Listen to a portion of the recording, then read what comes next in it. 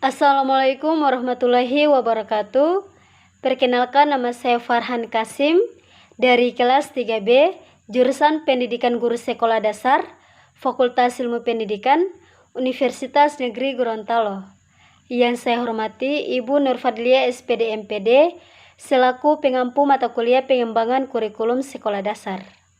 Baiklah, pada kesempatan kali ini saya akan menjelaskan materi tentang organisasi kurikulum. Nah, yang pertama, pengertian organisasi kurikulum. Organisasi kurikulum adalah struktur program kurikulum yang berupa kerangka umum program-program pengajaran yang akan disampaikan kepada peserta didik guna tercapainya tujuan pendidikan dan pembelajaran yang ditetapkan. Kemudian, organisasi kurikulum itu sendiri merupakan asas yang sangat penting bagi proses pengembangan kurikulum dan berhubungan erat dengan tujuan pembelajaran, sebab menentukan isi bahan pembelajaran, menentukan cara penyampaian bahan pembelajaran, menentukan bentuk pengalaman yang akan disajikan kepada peserta didik, dan menentukan peranan pendidik dan terdidik dalam implementasi kurikulum. Nah, selain itu, ada juga pengertian organisasi kurikulum menurut para ahli. Yang pertama, menurut Rusman. Menurut beliau, pengertian organisasi kurikulum merupakan pola atau desain bahan kurikulum yang tujuannya untuk mempermudah siswa dalam mempelajari bahan pelajaran serta mempermudah siswa dalam melakukan kegiatan belajar sehingga tujuan pembelajaran dapat tercapai secara efektif. Kemudian yang kedua, menurut S. Nasution. Menurut beliau, pengertian organisasi kurikulum adalah pola atau bentuk penyusunan bahan pelajaran yang akan disampaikan kepada peserta didik. Kemudian yang ketiga, menurut Nurgiantoro. Pengertian organisasi kurikulum ialah struktur program kurikulum yang berupa kerangka umum program pengajaran yang akan disampaikan kepada peserta didik. Kemudian yang berikut ada prosedur pengorganisasian kurikulum. Nah, di dalam prosedur ini terbagi menjadi 7 bagian. Yang pertama, prosedur pembelajaran. Dalam prosedur pembelajaran ini, pemilihan isi kurikulum didasarkan atas materi yang terkandung di dalam buku pelajaran atau sejumlah buku pelajaran yang telah dipilih oleh sebuah panitia tertentu. Kemudian yang kedua, yakni prosedur survei pendapat. Nah, di sini pemilihan dan pengorganisasian isi kurikulum dilakukan dengan jalan mengadakan survei atau penelitian terhadap pendapat berbagai pihak. Kemudian yang ketiga, yakni prosedur studi kesalahan. Nah, prosedur ini dilaksanakan dengan jalan mengadakan analisis terhadap kesalahan, kekeliruan, kelemahan atau kebaikan atas hasil-hasil atau pengalaman kurikuler. Kemudian yang keempat, yakni prosedur mempelajari kurikulum lainnya. Nah, prosedur ini dapat disamakan dengan metode tambal sulam dengan mempelajari metode sekolah lain. Guru atau sekolah dapat menetapkan atau menentukan isi kurikulum untuk sekolahnya sesuai dengan tujuan. Kemudian yang kelima, yakni prosedur analisis kegiatan orang dewasa. Nah, melalui prosedur ini, terlebih dahulu diadakan studi terhadap kegiatan-kegiatan dalam kehidupan untuk menemukan sejumlah kegiatan yang diperkirakan berguna untuk dipelajari oleh para siswa di sekolah. Kegiatan yang dimaksud adalah yang berkenaan dengan pekerjaan atau jabatan. Kemudian yang keenam, yakni prosedur fungsi sosial. Dalam prosedur ini bertalian dengan prosedur analisis kegiatan masyarakat. Masyarakat melakukan banyak fungsi sosial dalam kehidupannya yang bermacam ragam dan bentuknya, dan berada dalam daerah kehidupan tertentu.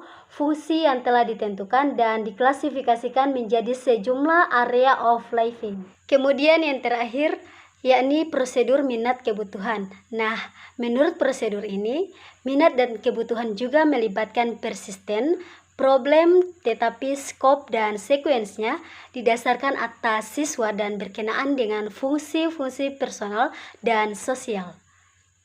Kemudian yang berikut, jenis-jenis struktur organisasi kurikulum.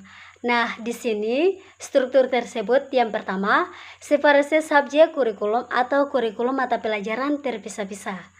Kurikulum ini menyajikan segala bahan pembelajaran dalam berbagai mata pelajaran atau subjek yang terpisah-pisah satu sama lain. Seakan-akan ada batasnya pemisah antara mata pelajaran yang satu dengan yang lain, juga antara satu kelas dengan kelas yang lain. Nah, selain memiliki pengertian, jenis kurikulum ini juga memiliki ciri-ciri. Yang pertama, terdiri atas jumlah mata pelajaran yang terpisah satu sama lain dan masing-masing berdiri sendiri. Kemudian yang kedua, tiap mata pelajaran seolah-olah tersimpan dalam kotak tersendiri dan diberikan dalam waktu tertentu. Kemudian yang ketiga, hanya bertujuan pada penguasaan sejumlah ilmu pengetahuan dan mengabaikan perkembangan aspek tingkah laku lainnya. Selain memiliki ciri-ciri, jenis organisasi kurikulum ini juga memiliki kelebihan dan kekurangan. Yang pertama, saya akan menjelaskan kelebihannya.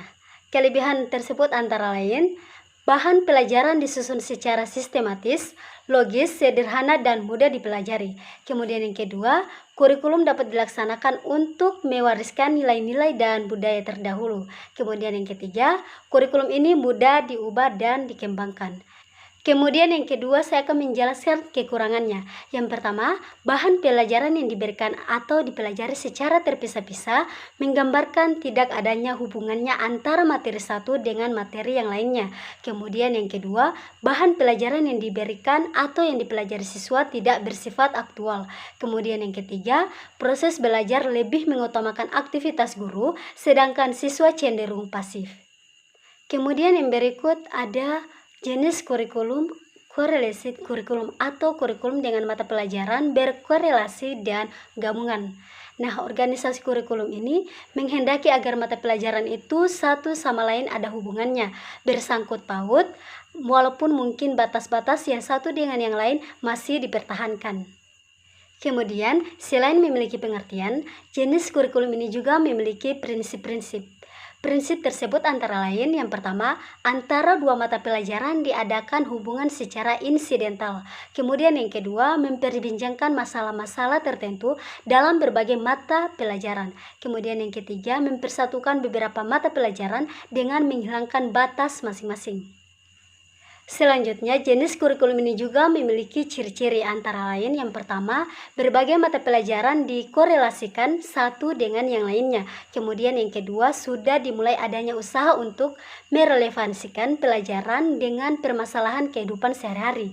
Kendatipun tujuannya masih permasalahan pengetahuan. Kemudian yang ketiga, sudah mulai mengusahakan penyesuaian pelajaran dengan minat dan kemampuan siswa meski pelayanan terhadap perbedaan individual masih sangat terbatas.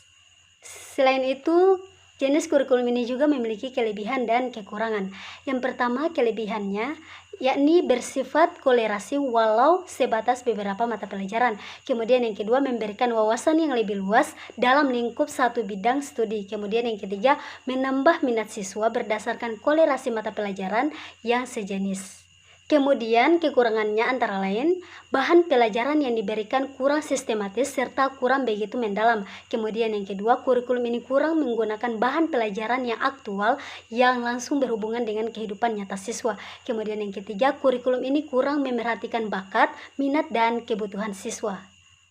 Nah, kemudian selanjutnya jenis kurikulum integrasi kurikulum atau yang disebut dengan kurikulum terpadu atau terintegrasi. Integrasi kurikulum ini meniadakan batas-batas antara berbagai mata pelajaran dan menyajikan bahan pelajaran dalam bentuk unit atau keseluruhan. Kemudian dengan kebetulan bahan pelajaran ini diharapkan mampu membentuk kepribadian murid yang integral selaras dengan kehidupan sekitarnya. Apa yang diajarkan di sekolah disesuaikan dengan kehidupan anak di luar sekolah. Kemudian, jenis kurikulum ini juga memiliki ciri-ciri antara lain. Yang pertama, berdasarkan filsafat pendidikan demokrasi. Kemudian yang kedua, berdasarkan landasan sosiologis dan sosial kultural. Kemudian yang ketiga, berdasarkan kebutuhan, minat, dan tingkat perkembangan atau pertumbuhan siswa. Selain itu juga jenis kurikulum ini memiliki kelebihan dan kekurangannya. Yang pertama, kelebihannya antara lain mempelajari bahan pelajaran melalui pemecahan masalah dengan cara memadukan beberapa mata pelajaran secara menyeluruh dan menyelesaikan suatu topik atau permasalahan. Kemudian yang kedua, memberikan kesempatan kepada siswa untuk belajar sesuai dengan bakat, minat, dan potensi yang dimilikinya secara individu. Kemudian yang ketiga, memberikan kesempatan kepada siswa untuk menyelesaikan permasalahan secara komprehensif dan dapat mengembangkan belajar secara bekerja sama atau kooperatif.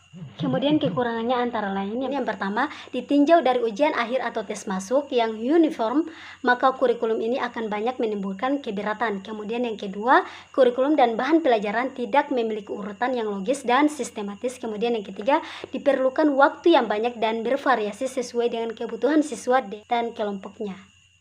Sekian, itulah penjelasan materi dari saya. Lebih dan kurangnya saya mohon maaf. Wabillahi taufiq wal hidayah. Wassalamualaikum